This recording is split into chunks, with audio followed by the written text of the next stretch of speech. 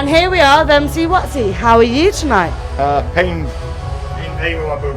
Oh, bless you. It was good. I enjoyed it. Really good night. Rammed. It's good to see hardcore back on the up, to be honest. So I was impressed tonight. Is this the first time you've MC'd in Salisbury? No, about the 30th, something like that. I'm a granddad now. Been around 15 years, so a lot of things happen in the southwest. It's always been a big scene down here. So you're looking Poole, Bournemouth, Portsmouth, Salisbury, Westbury. Southwest then, like Southwest Movement TV. It's been around for so long. You probably even say Yeovil. It's been around. Southwest's always been a real strong place, so it's good. I enjoy it. What have you been doing recently, music-wise? Still doing a bit. Obviously, I know a lot of people know that I got a career in football now, so it takes up a lot of time. But when I took the job, a lot of people thought I was going to quit hardcore, but it's been part of my life since I was 16 years of age. You just don't walk away from it. So I balance it between working full-time for a football club. I got a family, music, so I do the occasional mixes. I'm still out literally every weekend doing gigs. I've never let anyone down unless it's been really like crazy circumstances. I don't see me retiring anytime soon. I still enjoy it, still write new stuff. When it's time for me to go on though, when I think the crowds will let me know that, but I don't see it at the moment. So I balance everything as much as it can pain my missus. My little boy says, "Where are you going tonight, Daddy?" But I balance it, and I think that's what I've got to keep doing. What is it that drives your dedication to perform to hardcore ravers? The respect. You can't beat it. It's like I've always been involved in things where like you deal with people, jobs and music, everything. It's always been the same. But when you've got like tonight, I've opened up with like 3 lyrics straight away. The whole club sings it, and then you've got people coming like, "Oh, I was listening to you, I was doing this," and you just see it, and you will never beat that feeling. It knows that you're striking a chord with someone. You know that they respect and relate to what you do, and you can't beat that. There's things I've done in music, played abroad, Birmingham NEC, Shepton Mallet. There's things I do, and like when I'm older, I'll be to show my little boy. I'll be like, "Your daddy done this." And no matter what anyone says about hardcore music, I'm very proud of what I've done. I've played about 1,500 gigs around the world. It's a long career, and to be at that level, I'm proud of that because that's something I work really hard for. And no matter how many times I've been knocked down, I always get back up. And I think that's what people respect. Fair play. Where is the furthest you've travelled to MC? I'd probably say San Francisco. I think it's about a 15-hour flight. Wow, that's dedication for you guys. So, here you've heard that Wotsee has balanced life, being a dad, and a full-time job. We've had previous interviews where people have said we balance life, we balance living life as a raver. You can do it, we can do it, we can all do it. Definitely, keep doing it. It's all for the love of the music. Definitely, that's it. Thank you very much. All right, brilliant, no problem, all right? Thank you very much. Take care and safe journey home. Yeah, cheers, thank you. I'm going to chill now unless I'm driving. And here we are outside Raveolution with Technical Difficulties crew with Gary Lane. How you doing, all right? I'm very well, thank you. And Ed. Hello. And Lee. How's it going? Brilliant, thank you. So guys, how many times have you DJ'd for Raveolution? This is our 4th time, I think, over about the last 3 years, something like that. So yeah, we love coming back here. It's great. It's on our doorstep and not much travelling, which is happy days. Happy days. What is it that brings you back every time? It's just like it is. They say it's the sweat box. It's quite, everyone's on top of each other. The sound system's banging. I like the new layout. So Paul's done a great job there. So big up to Paul. And yeah, the ravers are having it in there. So it's really good. So yeah, good. All the ravers are getting up close and personal, would you say? Yeah, a little bit. Yeah, there's drinks flying everywhere. There's bums going in. Like, oh, all right. Easy. Easy now.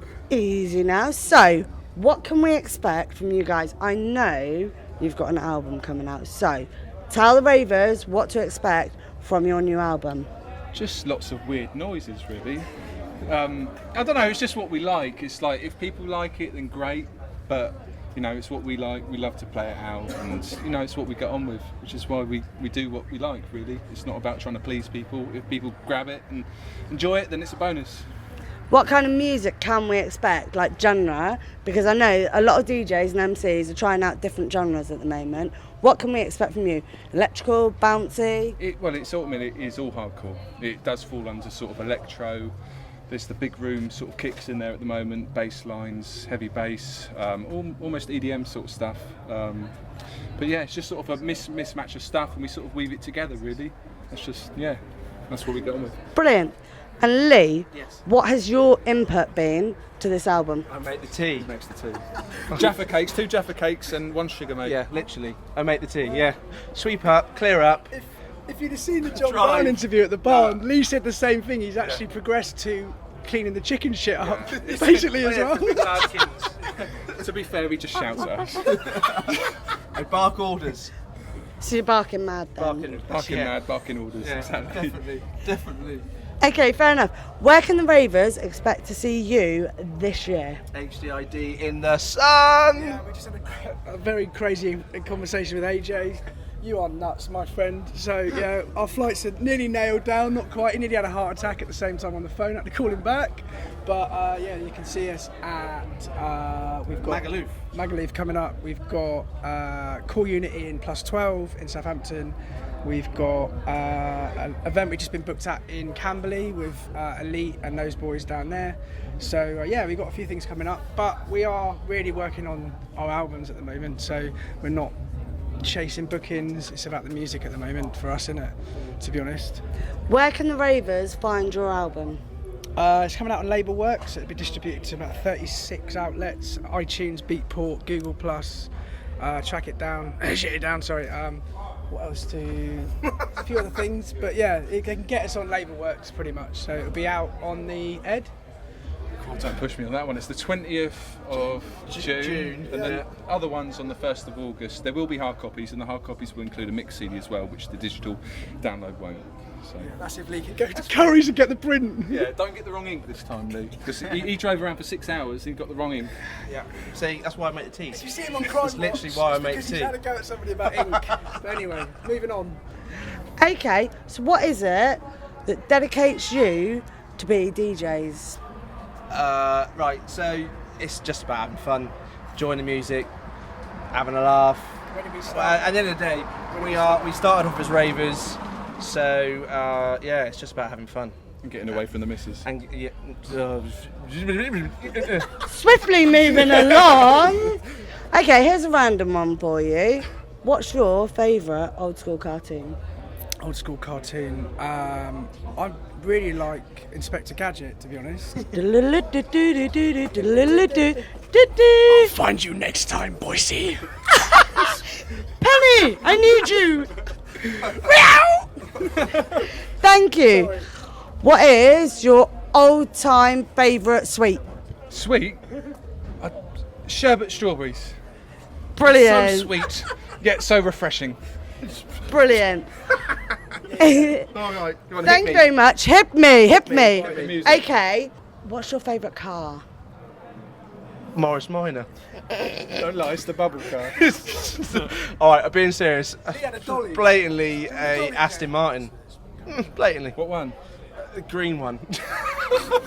Brilliant. Well, thank you. I think we've had enough laughs, and you can get the album out coming soon. What's it called, guys? Blackout. First one's called Technical Difficulties, self-titled, and the second one's Blackout. Let's just Brilliant. Let's get Apollo in, because like basically this guy at the start when we were nobodies, he managed to get us a set of Dreamscape. He got us out to a lot of promoters across the UK. You did a lot of work for us, so big up to this guy. We owe him a lot, and we thank you a lot for what you've done. Big shout to you, boy. No, you done it yourself, boys. You amazing in the end of the day. So good luck for the future, yeah. Forget about the Apollo, mate. He's long and gone soon, anyway. To be fair, you guys have come on in leaps and bounds, and fair play to you. Keep doing what you're doing and keep going. The only way is up. Yeah, baby. Thank you very much. Have a good night and safe journey home. Cheers, thank you. And here we are with the one and only MC Whizzkid. Hello, how are you? I'm very well, thank you. How are you? I'm brilliant. All the better for interviewing you. What is it that has made you come all the way to Salisbury for Raveolution? I've been coming to Salisbury now for many years. I think the first guys to book me in Salisbury was maybe 5-10 years ago, and it was for a birthday party. And a lot of the guys, they were like 15, 16 years old.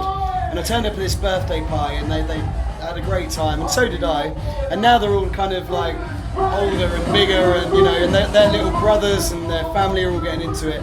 So I've always had a great following in Salisbury, but I was actually born in Southampton, which obviously isn't a million miles away. So I love coming to Salisbury. It's great down here. And Raveolution, every time I come here, wicked vibe. I mean, I don't know if you're going to show any footage, but it's electric in there, and that's one of the reasons I love it.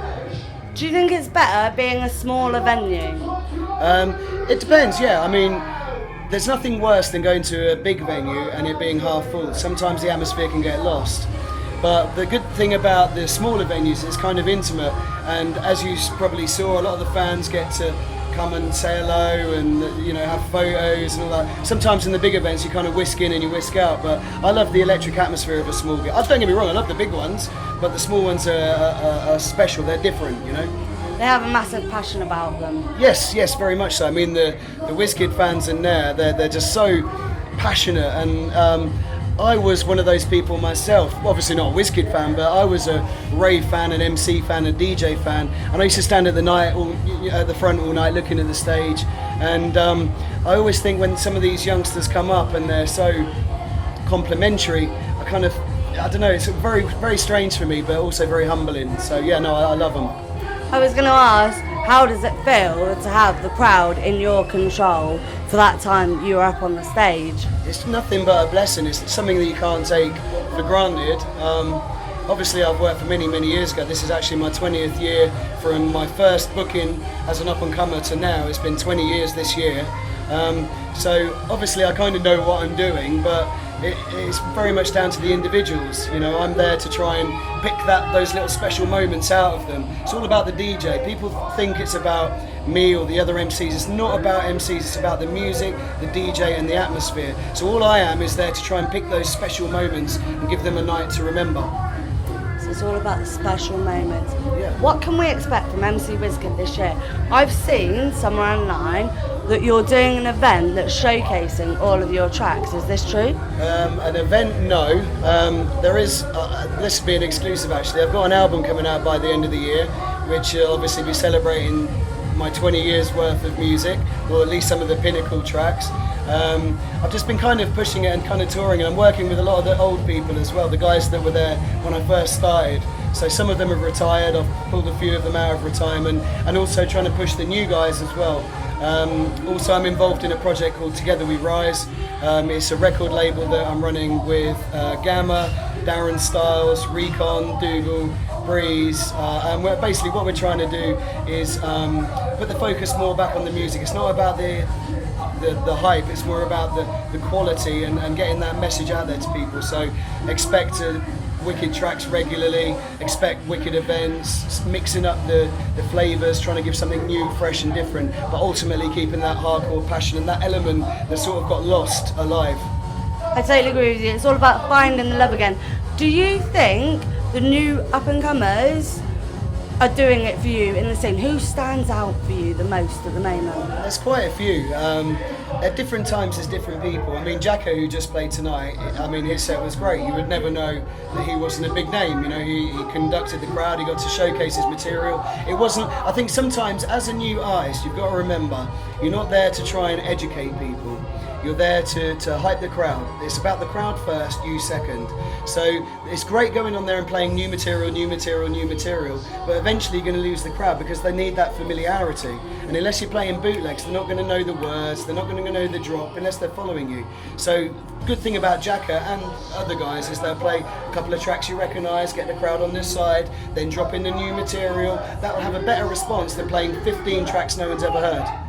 Does that make sense? Totally. How do you think the hardcore scene is doing right now? It's had better days. I think at the moment it's flourishing and bubbling, and there's a lot of new excitement and things. I'm not going to lie, I've seen better times in hardcore. I've also seen worse times in hardcore. The end of the 90s, hardcore was down there in the gutter and everyone took the mickey out of it. But I think it's got getting the foundation and putting the bricks back together. Everyone keep doing their thing, focusing on the music instead of themselves, and pushing it out to the people. It will build and it will get bigger and bigger. Whether I'm here to see it when it's massive like it was once, I don't know. But I'd like to be part of those bricks in helping build it to get it back up there. Brilliant. Who was it that first inspired you to get into hardcore? The very, very first thing was acts like The Prodigy, Baby D, Shades of Rhythm, SL2, all the kind of early 90s stuff. I was still at school, I had my Walkman, I used to feed the earpiece through I used to sit there in class like this. And then the next step was some of the older lads that I hung around with, they said, can we ask your mum and take you to a rave? And I was like, she'll never say yes. But she said yes. Wow. And I actually went to the rave in the boot of their car. So literally, I was like this in the boot. Every now and again, they'd open the hatch and pass me a cigarette or something. The bass bins above my head. And I remember they opened the boot and it was a big outdoor rave called Fantasia. There was about 25,000 people. And I got out the boot, obviously all my eyes like that.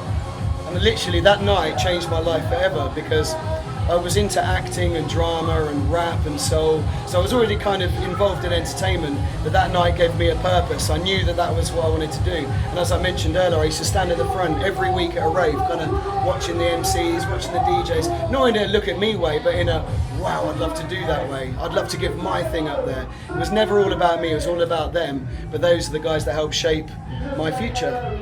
It's about providing for the ravers as a raver. Yes, absolutely. This is what people think. When I see people moaning on that their career's not doing very well, Rome wasn't built in a day. It's actually a lot easier to get noticed now that there's the internet. When I started, you had a cassette player, you press record, you sent a cassette to an address that you didn't even know if anyone was ever going to get it, and then you just had to keep going out. And I used to go to raves, stand there all night, just for 5 minutes. What I used to do is go in the second room of a big rave, so for example a Dreamscape, and I'd go in like the techno arena or the jungle arena or the hardcore arena and stand there and wait, because I knew that whatever act, so say it was Ramos and Marley, I knew at the end of that set Marley would be going somewhere and the next MC would be coming from somewhere. So I was there for that 2-minute gap. You know where Marley went, last one from Ramos, puts the mic down, waiting for the next guy to come in. That was me. I was like, like that. And when the next guy came, I never hogged it. I just went, big up, my name's Wizzkid, give the mic, gone. But for that 2 minutes, that got me on a cassette, that got me on a recording, that got me in front of a crowd. And for the first 2 years of my career, that's all I was doing, little pieces. So people go, I got you on a tape from 1998. That's because I blagged my way into that 2-minute gap. And you cheeky little blagger. That was me. I got to MC for all the greats, Hype, Andy C, right the way around to the techno guys like Scorpio, Loft Groover, HMS, Clarky. It didn't matter to me. It was more about getting myself heard, getting my, back then, a bit crap message out there, but it seemed to work. Brilliant. Wow, what a story. Thank you so much. I have to say, one of my favourite sets of yours was HGID Summer Gathering. A few years back, you were in the outside arena. Do you remember that? I've done a few HGID Summer Gathering. It was in Northampton. I remember those events, yes. Was it the Dreamscape one, perhaps? Yes, that was a great night, actually. Force and Styles. Yes. Yeah, I do remember that. That was a brilliant night. This man has been going quite some time now, and he's only getting better, let's be honest. Thank you. As soon as I feel that I've got nothing more to give, that's when I'll disappear. There'll be no goodbye speech, there'll be no goodbye tour. One day I'll go. That's when I feel it inside. Right now I feel I've got a lot to give. When that runs out, I'm gone. Fair play. Thank you very much. Really appreciate you taking the time, and have a safe journey home. Thank you very much for talking to me, and thank you to everyone who supports. Thank you.